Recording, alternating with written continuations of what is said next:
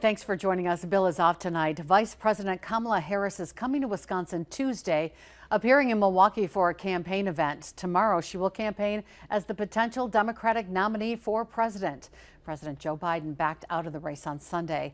The Associated Press reporting tonight that a survey of delegates shows that Harris has already secured enough to win the nomination.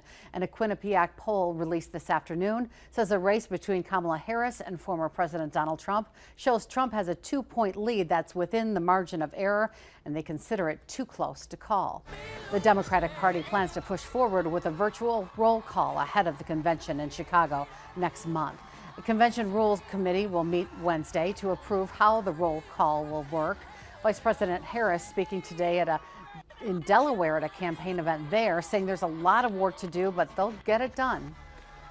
So in the next 106 days, we have work to do. We have doors to knock on. We have people to talk to. We have phone calls to make. And we have an election to win. A Republican vice presidential nominee, J.D. Vance, focusing today on small-town America, a part of the country he says the Biden administration forgot.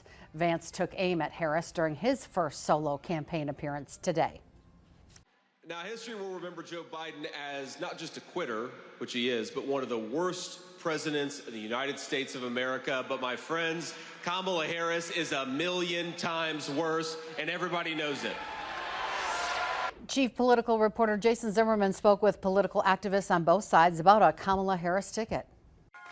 Over the past 24 hours since Vice President Kamala Harris announced a run for president, more than $81 million in donations have poured in from across the country, the most in campaign history for such a short period. Hearing from Democratic Party activists, hearing from donors, there is a surge of focus, of enthusiasm, of a kind of flowering of the kind of unity that we're going to need to defeat Donald Trump and that we are absolutely going to have. Among the delegates representing Northeast Wisconsin at the DNC in Chicago next month is Christy Welch. Yeah, we've got a few moving parts to figure out, but it's definitely looking like everyone is, backing Kamala, and I think it's a good thing.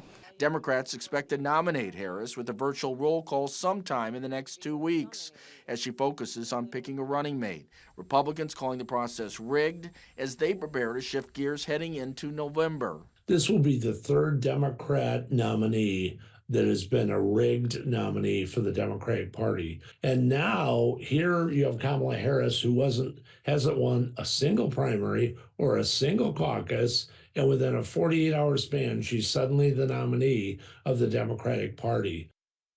That is Jason Zimmerman reporting. Details about the Kamala Harris event are not yet public. Action 2 News will be in Milwaukee. We'll bring you first alert updates on Tuesday.